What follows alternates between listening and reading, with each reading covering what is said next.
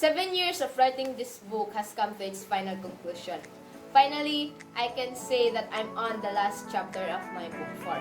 All the seasons in my life, all the phases and paths I've walked on, all were written in different book series. Book 1 would be from the day I was born to prior my elementary years would have started. Book 2 is the whole elementary years, Book 3 is my high school years, and Book 4 is this fruitful college years. Wonder why I use book rather than chapter, or that mostly everyone would compare the milestone or season in their life rather than just live it as it was and is? It's because I believe that there were different plots and endings in every seasons and varied path which each one of us has decided to take on. There were different dreams, goals, different challenges, different allies, and different villains too. Comparing it to a chapter would be shallow. In this book, every word that you said, action that you make, thoughts that you think, and decisions that you make were all published right at that very moment. No more rewriting, proofreading, editing, and remaking those books, whether the author likes what was written or not. Unlike ordinary books where you can proofread your work before publishing it to avoid errors and to make it exciting for the readers to enjoy it, our books in life are far more dangerous and scary. No pause button, rewind button, forward button, nor stop button. There is only play button. I admit, out of all the books, writing this one is the hardest. Many errors were written and cannot be erased. Errors that cannot be rewritten or changed. Errors I sometimes wish I should have think about 100 times before writing it. Errors which affected my book in such a negative way. Book 4 was full of heartbreaks, disappointments, regrets, and so much what ifs. From a year in my first course to 3 years in my second course and now in my current course is all full of misting and breaking. I remember the struggle inside of me every time someone would ask me why I have not graduated yet, why I transferred even though I'm already in my 3rd year, and so many other whys. The struggle to survive all those asking with this fragile heart of mine. Like what I've said, every book have different challenges and hurdles that always makes me want to finish this book abruptly and just jump straight to book 8. Every time I am faced with those challenges and villains, the cowardice and courageousness always have fighting inside of me. Cowardice wants to turn away from those challenges, tired of all those favoritisms she's been facing from the very beginning of this book, while courageousness wants to fight till the end with a goal in her heart to break through. But this book won't be this memorable without those challenges and villains. They have taught me to appreciate my goals, dreams, and allies I have built and found more than ever. Those challenges might not give me that drive to get high grades, but it surely gave me drive to dream big for my allies. My dreams and goals makes me want to learn more. Learnings that cannot only be found inside the premises of the school, but most importantly outside of it. Wanna know the reason why I still keep on writing this book? It's because of these spices that makes this book shine bright. With my 3 years in this course, I can say that I've become stronger. The fragile girl is slowly turning into a tough woman that cannot be swayed by those petty challenges anymore. That's because I now have dreams that are greater and bigger than those challenges. Dreams that are shouting and pushing me to give them life. Also, having allies inside and outside the school is one of the factors why I decided to be strong. Those 3 allies inside the school made my college year colorful and fun. Learning that we can enjoy college, have fun together, and have good grades without competing with each other nor treating anyone as a competitor.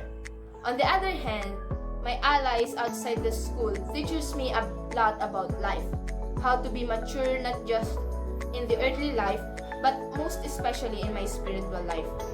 There were also unexpected allies that I've met recently who showed me that having friends like a family is not measured in number of years, but in how strong your relationship is. Of course, my allies from the start of book 1 up to now, my families who never leaves me through thick and thin. They are one of the greatest reasons why I decided to be strong and have great dreams. All of them, my allies, will be and forever be an important part of me. They are the people I cherish. Before I give some advices to the next generation, I just want to grab this opportunity to thank all my allies who helped me survive and learn best. First of all, I want to thank God, my number one and best ally ever, who never let go of my hands and always give me courage to stand up and face those challenges. The one who never get tired of me and love me despite of my hard-headedness, disobedience, and every mess I've done. For always giving me and showing me my purpose in this world. That's why I'm still fighting on. Next, I want to pay gratitude to my family for their love and support. To think that I could have been a dentist now with that 7 years in college. But still, they never get tired in loving and supporting me. I too will never get tired of loving you. I am really grateful for everything. To those kind-hearted people who supported me financially in my whole school year in my last course, thank you so much. You inspired me to help other students who were devoted and diligent in their study regardless of their status in life. To my 3 allies, thank you for making my college life fun. I'm gonna miss those bickerings, silly and corny jokes, and banters with each other. And to all of you dear teachers who teaches us with passion and compassion, I thank you. Thank you for understanding each weaknesses of every student and helping us to overcome it without partiality. Young ones, remember this, college will never be easy. Whatever degree you want to take up, it will be hard. There's no course that is said to be easy. Each courses have its own difficulties, so never compare yourself to others and vice versa. It will only make you arrogant and unsympathetic. Also, I just want to leave you a very important reminder in your school life, whether you're still in elementary, high school, or in college. Don't aim for numbers, but aim for learnings.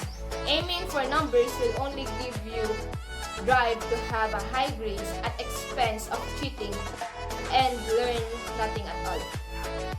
But when you aim for learnings, numbers will just follow. I know it's cliche, but grades really don't define your intelligence. Maybe it will have a big impact to the employer or the company you are applying for a job. But if you're only accepted because you have high cheated grades, you'll suffer consequences.